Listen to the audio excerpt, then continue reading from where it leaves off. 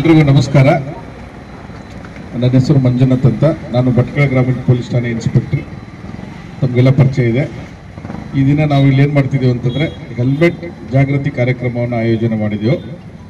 ನಮ್ಮ ಜಿಲ್ಲಾ ಪೊಲೀಸ್ ಉತ್ತರ ಕನ್ನಡ ಜಿಲ್ಲಾ SP ಸಾಹೇಬರಾದಂಥ ದೀಪನ್ MN ಸಾಹೇಬರು ಉತ್ತರ ಕನ್ನಡ ಜಿಲ್ಲೆಯಾದ್ಯಂತ ಈ ದಿನ ನಮ್ಮ ಭಟ್ಕಳದಲ್ಲಿ ಅಷ್ಟೇ ಅಲ್ಲ, ಉತ್ತರ ಕನ್ನಡ ಜಿಲ್ಲೆಯಾದ್ಯಂತ ಹೆಲ್ಮೆಟ್ನ ಜಾಗೃತಿಯನ್ನು ಜನರಿಗೆ ಮೂಡಿಸುವಂಥ ಒಂದು ಕಾರ್ಯಕ್ರಮವನ್ನು ನಮ್ಮ ಜಿಲ್ಲೆ SP ಅವರಾದಂಥ MN ದೀಪನ್ ಸಾಹೇಬರ ಆಯೋಜನೆ ಮಾಡಿದ್ದಾರೆ. ಅದರ ನಿಮಿತ್ತ ನಾವೆಲ್ಲ ಇಲ್ಲೆಲ್ಲ ಹಾಜರಿದೆ. ಇವತ್ತಿನ ಈ ಒಂದು ಕಾರ್ಯಕ್ರಮಕ್ಕೆ ನಾವು ಭಟ್ಕಳ ತಹಸೀಲ್ದಾರ್ ಸಾಹೇಬರಿಗೆ ನಾವು ತಾವು ಉದ್ಘಾಟನೆಗೆ ಆಗಮಿಸಬೇಕು ಮತ್ತು ಮುಖ್ಯ ಅತಿಥಿಗಳಾಗಿ ಆಗಮಿಸಬೇಕು ಸರ್ ಅಂತ ನಾವು ಕೇಳ್ಕೊಂಡೆವು. ಅವರು ನಮ್ಮ ಕರೆಗೆ ಹೋಗೋಟ ಇಲ್ಲಿ ಆಗಮಿಸಿದ್ದಾರೆ. ಅವರಿಗೆ ನಮ್ಮ ಉತ್ತರ ಕನ್ನಡ ಜಿಲ್ಲಾ ಪೊಲೀಸ್ ವತಿಯಿಂದ ಮತ್ತು ನಮ್ಮ ಪೊಲೀಸ್ ಠಾಣಾ ವತಿಯಿಂದ ಮತ್ತು ವೈಯಕ್ತಿಕವಾಗಿ ನಾನು ಸಾಹೇಬರಿಗೆ ಸ್ವಾಗತವನ್ನು ಕೋರ್ತೀನಿ. ಆಮೇಲೆ ತಾವು ಕೂಡ ಇಲ್ಲಿ ಹಾಜರಿದ್ದೀರಿ, ಭಟ್ಕಳದ ಸಮಸ್ತ ನಾಗರಿಕರು. ಅವ್ರಿಗೂ ಕೂಡ ನಾವು ನಮ್ಮ ಉತ್ತರ ಕನ್ನಡ ಜಿಲ್ಲಾ ಪೊಲೀಸ್ ವತಿಯಿಂದ ಮತ್ತು ನನ್ನ ವೈಯಕ್ತಿಕವಾಗಿ ನಾನು ಅವರಿಗೆ ಸ್ವಾಗತವನ್ನು ಕೋರ್ತೀನಿ. ನಮ್ಮ ಕಾರ್ಯಕ್ರಮವನ್ನು ಉದ್ದೇಶಿಸಿ ನಮ್ಮ ತಹಸೀಲ್ದಾರ್ ಸಾಹೇಬರು 4 ಮಾತು ಮಾತಾಡಬೇಕಂತ ಕೇಳಿ.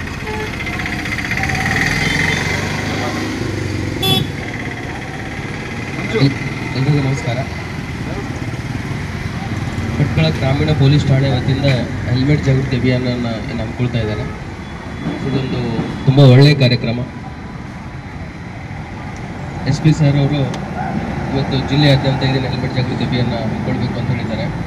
ಅದರ ದಿಶೆಯಲ್ಲಿ ಗ್ರಾಮೀಣ ಠಾಣೆಯಿಂದ ಇಲ್ಲಿ ನಿಮ್ಮ ಏರಿಯಾದಿಂದ, ನಿಮ್ಮ ಸ್ಥಳದಿಂದ ಈ ಒಂದು ಕಾರ್ಯಕ್ರಮ ಆಯೋಜನೆ ಮಾಡಬೇಕು ಅಂತೇಳಿ ಇನ್ಸ್ಪೆಕ್ಟರ್ ಅವರು ನಿರ್ಧರಿಸಿ ನಮ್ಮನ್ನು ಕರೆಸಿದ್ದಾರೆ. ನಮಗೂ ಕೂಡ ಇದೊಂದು ಈ ಜಾಗೃತಿ ಅಭಿಯಾನದ ಭಾಗವಾಗಲಿಕ್ಕೆ ತುಂಬ ಸಂತೋಷ ಆಗ್ತದೆ. ಜೀವ ಅನ್ನೋದು ತುಂಬ ಅಮೂಲ್ಯವಾದದ್ದು. ನಾವೆಲ್ಲ ಇದು ಹೋರ್ಡಿಂಗ್ಸ್ ಏನಿದೆ ನೋಡ್ಬೋದು. ಸೊ ಯಾವ ಟೈಮಲ್ಲಿ ಏನಾಗ್ತದೆ ಅನ್ನೋದು ಗೊತ್ತಾಗೋದಿಲ್ಲ. ನೀವು ಹೆಲ್ಮೆಟ್ ಹಾಕಿದರೆ 100% ಏನೂ ಆಗೋದಿಲ್ಲ ಅಂತನಿಲ್ಲ, ಬಟ್ ಹೆಲ್ಮೆಟ್ ಹಾಕಿದಾಗ ಏನಾಗ್ತದೆ, ಚಾನ್ಸಸ್ ತುಂಬ ಕಡಿಮೆ ಆಗ್ತದೆ. 90% ತನಕ ನಾವು ಅವಾಯ್ಡ್ ಮಾಡ್ಬೋದು. ಸೊ ಯಾವುದೇ ಆಕ್ಸಿಡೆಂಟು ಯಾವಾಗುತ್ತೆ, ಹೆಂಗಾಗುತ್ತೆ ಅನ್ನೋದು ಯಾವುದೂ ಹೇಳಿ ಬರೋದಿಲ್ಲ. ಸೊ ಹಂಗಾಗಿ ತಾವೆಲ್ಲರೂ ಹೆಲ್ಮೆಟ್ ಧರಿಸಬೇಕು. ಎಲ್ಲೇ ಹೋಗಲಿ, ಇಲ್ಲಿಂದ ನೀವು ಎಲ್ಲೋ ಕ್ರಾಸ್ವರೆಗೂ ಹೋಗ್ತಾ ಇದ್ದೀರಿ, ಸೊ ನಾನು ಇಲ್ಲೇ ಹೋಗ್ತಾ ಇದ್ದೀನಿ, ಅಲ್ಲೇ ಹೋಗ್ತಾ ಇದ್ದೀನಿ, ಸೊ ಎಲ್ಲೇ ಹೋಗಲಿ ಹೆಲ್ಮೆಟ್ ಹಾಕೋದ್ರಿಂದಾಗಿ ಏನಾಗ್ತದೆ, ಒಂದು ಕಣ್ಣಿಗೂ ನಮಗೆ ಸುರಕ್ಷೆ ಸಿಗ್ತದೆ, ತಲೆಗೆ ಸುರಕ್ಷೆ ಸಿಗ್ತದೆ. ಸೊ ಯಾವುದೂ ಅವಘಡಗಳು ಆಗದೇ ಇರುವಂಗೆ ನಾವು ನೋಡ್ಕೊಳ್ಳೋಕೆ ಸಾಧ್ಯ ಆಗ್ತದೆ. ಸೊ ಹಂಗಾಗಿ ತಾವೆಲ್ಲರೂ ಹೆಲ್ಮೆಟ್ ಜೊತೆಗೆ ಏನು ಸಂಚಾರಿ ನಿಯಮಗಳಿರ್ತವೆ, ಎಲ್ಲಿ ಟ್ರಾಫಿಕ್ ಸಿಗ್ನಲ್ಗಳಿರ್ತವೆ, ಆ ಸಿಗ್ನಲ್ಗಳಿಗೆ ಸ್ಪಂದಿಸಬೇಕು. ಇದನ್ನೆಲ್ಲ ನಾವು ಪ್ರೈಮರಿ ಸ್ಕೂಲಲ್ಲೇ ಕಲ್ತಿದ್ದೀವಿ. ಎಡಗಡೆ ನಾವು ವಾಹನಗಳನ್ನು ಚಲಾಯಿಸಬೇಕು ಅನ್ನೋದು. ಆಮೇಲೆ ಕೆಂಪು, ಹಳದಿ, ಹಸಿರು ಈ ಬಣ್ಣದ ಬಗ್ಗೆ ಎಲ್ಲರಿಗೂ ಗೊತ್ತಿದೆ, ಟ್ರಾಫಿಕ್ ಸಿಗ್ನಲ್ಗಳು ಏನು ಹೇಳ್ತದೆ ಅನ್ನೋದು. ಸೊ ಇದನ್ನೆಲ್ಲ ನಾವು ಪಾಲಿಸಿಕೊಂಡು ಸಂಚಾರಿ ನಿಯಮವನ್ನು ಪಾಲಿಸೋದ್ರಿಂದಾಗಿ ತುಂಬ ಅವಘಡಗಳನ್ನು ನಾವು ಅವಾಯ್ಡ್ ಮಾಡ್ಬೋದು, ತಪ್ಪಿಸ್ಕೋಬೋದು. ಅದರಿಂದಾಗಿ ನಾವು ಈ ಸಮಾಜಕ್ಕೆ ಒಂದು ಇಂಡೈರೆಕ್ಟ್ಲಿ ಕೊಡುಗೆ ಕೊಟ್ಟಂಗೆ ಆಗ್ತದೆ. ಸೊ ನಾವೆಲ್ಲ ಒಂದು ಒಳ್ಳೆಯ ನಾಗರಿಕರಾಗಿ ನಡ್ಕೊಂಡಾಗ್ತದೆ. ಸೊ ಆ ಕಾರಣದಿಂದಾಗಿ ಗ್ರಾಮೀಣ ಠಾಣೆ ಪೊಲೀಸರು ಒಂದು ಒಳ್ಳೆಯ ಕಾರ್ಯಕ್ರಮ ಹಮ್ಮಿಕೊಟ್ಟಿದ್ದಾರೆ. ಈ ಕಾರ್ಯಕ್ರಮಕ್ಕೆ ಶುಭ ಹಾರೈಸ್ತಾ ತಮಗೆಲ್ಲರಿಗೂ ನಮಸ್ಕಾರ ಮಾಡ್ತಾ ಇನ್ನೆರಡು ಮಾತು ಮುಗಿಸ್ತೇನೆ. ಜೈ ಹಿಂದ್, ಜೈ ಕರ್ನಾಟಕ. Thank you sir. ನಮ್ಮ ಕಾರ್ಯಕ್ರಮ ಉದ್ದೇಶಿಸಿ ಮಾತನಾಡೋದಕ್ಕೆ ತಮಗೆ ಧನ್ಯವಾದಗಳು. ನಾನೊಂದೆರಡು ಮಾತು ಹೇಳ್ತೇನೆ ಕಾರ್ಯಕ್ರಮ ಉದ್ದೇಶಿಸಿ. ನಮಗೆಲ್ಲ ಗೊತ್ತಿದೆ, ಸಾಹೇಬರು ಹೇಳಿದಾಗೆ ಜೀವ ಅಮೂಲ್ಯವಾದದ್ದು. ನಮಗೆ ಹೆಂಡತಿ, ಮಕ್ಕಳು, ಸ್ನೇಹಿತರು, ಬಂಧು ಬಳಗ ಎಲ್ಲ ಇದೆ. ನಾವು ಮನೆಯಿಂದ ಹೋಗಬೇಕಾದ್ರೆ ಹೇಳೋಗಿರ್ತೀವಿ ವಾಪಸ್ ಬರ್ತೇವೆ ಅಂತ. ಸೊ ವಾಪಸ್ ಬರಬೇಕು, ನೀವು ಬೈಕಲ್ಲಿ ಯೂಸ್ ಮಾಡ್ತೀರಿ ಅಂತಂದರೆ ನೀವು ಏನು ರೋಡ್ ಸೇಫ್ಟಿ ಮೆಜರ್ಸ್ ಇದೆ ಆ ಥರದ್ದೆಲ್ಲ ನೀವು ಕ್ರಮ ತಗೋಬೇಕು. ಅದು ಇನ್ನೊಂದು, ನಾನು ನಿಮಗೆ ರೋಡ್ ಆಕ್ಸಿಡೆಂಟ್ ಬಗ್ಗೆ, ಅಂಕಿಅಂಶದ ಬಗ್ಗೆ ಸ್ವಲ್ಪ ವಿವರಣೆ ಕೊಡಿ, ನಿಮ್ಗೆ ಅರ್ಥ ಆಗುತ್ತೆ. ಪ್ರಪಂಚದಲ್ಲಿ ಅತಿ ಹೆಚ್ಚು ರಸ್ತೆ ಅಪಘಾತಗಳು ಯಾವ ದೇಶದಲ್ಲಿ ಆಗ್ತವೆ? ಭಾರತ ದೇಶದಲ್ಲಿ ಆಗ್ತವೆ. ರಸ್ತೆ ಅಪಘಾತದಲ್ಲಿ ಅತಿ ಹೆಚ್ಚು ಸಾಯುವಂಥವರ ಸಂಖ್ಯೆಯಲ್ಲಿ ನಾವು ಮುಂದಿದ್ದೀವಿ ಪ್ರಪಂಚದಲ್ಲಿ, ಮತ್ತು ರಸ್ತೆ ಅಪಘಾತದಲ್ಲಿ ಕೂಡ ನಾವು ಮುಂದಿದ್ದೇವೆ. WHO ರಿಪೋರ್ಟ್ ಹೇಳುತ್ತೆ ಹಾಗಂತ. ಪ್ರತಿ ವರ್ಷ ನಮ್ಮ ದೇಶದಲ್ಲಿ 5 ಲಕ್ಷ ಆಕ್ಸಿಡೆಂಟ್ ಆಗ್ತವೆ. ಎಷ್ಟು? 5 ಲಕ್ಷ ಆಕ್ಸಿಡೆಂಟ್ ಆಗ್ತವೆ. ಕನಿಷ್ಠ 1,80,000 ಜನ ಸತ್ತೋಗ್ತಾರೆ, 15 ಲಕ್ಷ ಜನ ಇಂಜುರಿ ಆಗ್ತಾರೆ. ಸೊ 1,80,000 ಜನ, ಅದರಲ್ಲಿ ಭಟ್ಕಳದವರು ಇದ್ದಾರೆ, ಉತ್ತರ ಕನ್ನಡದವರು ಇದ್ದಾರೆ, ಬೆಂಗಳೂರವರು ಇರ್ಬೋದು, ಒಟ್ಟು ನಮ್ಮ ದೇಶದಲ್ಲಿರೋದು. ಪ್ರತಿ ವರ್ಷ 1,80,000 ಅಲ್ಲ, ಅದಕ್ಕಿಂತ ಹಿಂದಿನ ವರ್ಷ 1,60,000. ಅಂದರೆ ಪ್ರತಿ ವರ್ಷ ಅದು ಜಾಸ್ತಿ ಆಗ್ತಾ ಹೋಗ್ತಾ ಇದೆ.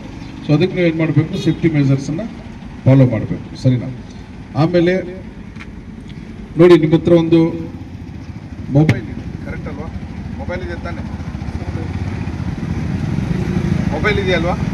ಮೊಬೈಲ್ ಇದೆ, ಹತ್ರ ಬರೋ ಮೊಬೈಲ್ ಇದೆ. ಮೊಬೈಲ್ಗೆ ನಾವೇನು ಮಾಡ್ತೇವೆ? ಮೊಬೈಲಿಗೆ ಐಫೋನ್ ತೊಗೊಂಡ್ರೆ ಎಷ್ಟು ರೇಟ್ ಐಫೋನ್ದು? ಐಫೋನ್ ರೇಟು 1 ಲಕ್ಷ ಇದೆ. ಅದಕ್ಕೆ ನಾವು ಎಷ್ಟು ಕೊಡ್ತೀವಿ, ಖರ್ಚು ಮಾಡ್ತೀವಿ ಐಫೋನ್ ಇದಕ್ಕೆ?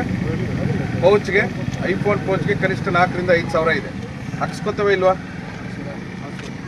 1 ಲಕ್ಷ ಕೊಟ್ಟು ಮೊಬೈಲ್ ತೊಗೋತೀವಿ, ಜೀವ ಇಲ್ಲದೆ ಇರ್ತಕ್ಕಂಥ ಮೊಬೈಲ್ಗೆ 5 ಸಾವಿರ ರೂಪಾಯಿ ಖರ್ಚು ಮಾಡಿಬಿಟ್ಟು ಏನು ಮಾಡ್ತೀವಿ?